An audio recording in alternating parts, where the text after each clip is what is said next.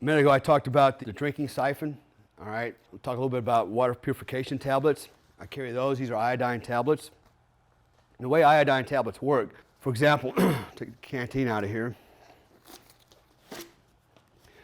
If I'm collecting water, say from, say a stream or something like that, what I want to do is I want to collect the water so that the backflow from the water, so I'm going to face the opening of the canteen downstream. Water's flowing in this direction, and I'm going to allow the backflow of the water to go back up into my canteen and fill it like this. And now I'm going to get sediment and stuff in there, and it is what it is, But what you're going to do is you're going to add your iodine tablets based on whatever the direction are. In this case, I'm going to put 2 iodine tablets in here, and then close it up a little bit, shake it up, let it sit for a few seconds, and then what I'm going to do is loosen the cap up, all right, and tip the canteen upside down so that the water flows out and comes over the lips of the cap.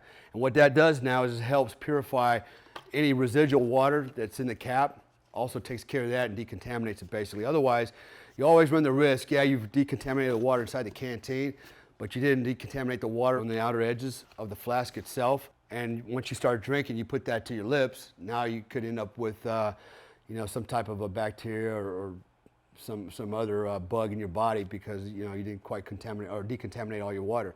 I was on a mission one time in Afghanistan where we were moving to a target at night, and basically I was going down the side of a slope through a village, and these particular people, this Afghan family, they used an area away from their house where they would use the bathroom, basically the restroom. And I remember stopping and sitting down with the rest of the guys. It was pitch black. My night vision goggles didn't work, and so I really couldn't see anything either. And one of the things I always do when I go to the field, and we'll talk about this later as well, is I always cover up my entire body. I always wear gloves. I always pull my sleeves all the way down. I always button up my collar to my neck. I try to not expose as much skin as I can. Try to keep myself covered up. And I actually had a Camelback on my back, which is a water reservoir with a tube that comes around that I could drink off of.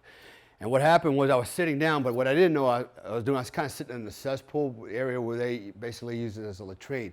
I could smell the human feces and the urine, and but I didn't know that I was actually like sitting right in it. And apparently somewhere along the way, I must have put my glove or something, on some contaminant. I grabbed my drinking tube, took a drink, and probably within 30 minutes, I was as sick as I've ever been in my life. On my way to a target with bad guys on it, and very steep climb down a mountain, and a very steep climb up a mountain, and then back down the mountain and back up the other mountain. And it was about a 6-7 hour ordeal, and within 30 minutes after starting the mission, I was about as sick as you could get. I was starting to throw up, I started to get diarrhea, I started to get fever, and I drank all my water that I had, trying to stay hydrated, and I almost became my own casualty on the target because of that. And it actually could have turned out very badly because as soon as one guy is down, it takes 4 other guys to get him out. And in this case, it probably would have taken 8 guys to get me out of there because of the terrain. There was no way to bring in helicopters or anything else like that. So the moral of the story is, just a little bit of contaminant. It didn't take much at all. I'm not saying that you're going to sit in human feces, but you could sit on, some kind of animal scat out in the field and get the same effect, right? So be very careful about putting your fingers in your mouth, putting it on anything that's going to come in contact with your mouth, like your canteen, drinking tubes, and things like that, because it took me 3 days to recover from that sickness. And I literally went back, when I got back to the base, walked into the shower with all my gear on, guns, everything, just took a hot shower, soaked as much stuff as I could, took all my clothes off, and I went to bed for 3 days and didn't get back up. That's how hard I went down because of that. So oftentimes that's overlooked, you decontaminate the water inside, but you don't think about the outside. It's actually make contact with your lips. So you need to cover all those bases. Hey, it's Jimbo over here at TRS Survival with another tip for you. This may be one of the most important tips you ever get if you're ever caught in an urban meltdown. Like say there was a complete breakdown of our modern society, like if the power grid went down for a long time or something like that.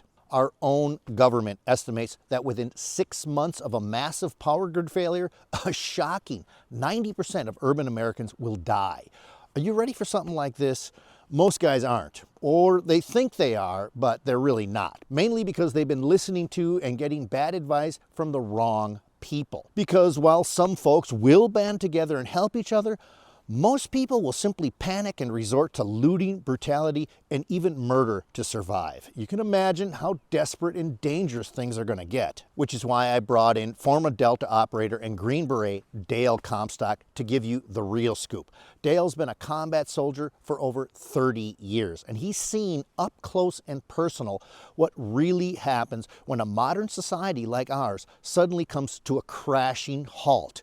It's not pretty, and the survival of you and your family will have little to do with bushcraft skills or what kind of tree bark is safe to eat. So Dale will show you 2 vital survival tips. Number 1, he'll show you exactly what gear and supplies you should pack in your bug-out bag or rucksack, and it's probably not what you think. Most people don't have anything like this ready, or they load up their sacks with the wrong kind of equipment and survival gear. These mistakes can cost you your life, but now you'll know precisely what you have to have ready and what you can do without. And number 2, you'll discover how to operate as a military patrol unit in a live combat situation. Okay, these are advanced military combat tactics almost never taught to civilians. It's intensive instruction that will have you and your buddies or your family operating like a well-oiled combat-ready commando unit. Okay, I wish I could show these videos to you right here, right now, but I can't. I can't risk having my channel banned. But you can get them all for free. Just click on the link in the description. I'll see you there.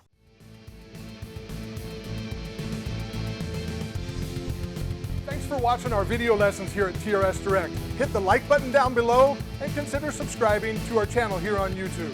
Hit the bell icon and we'll send you a notification when there's a new lesson available. Thanks again for watching.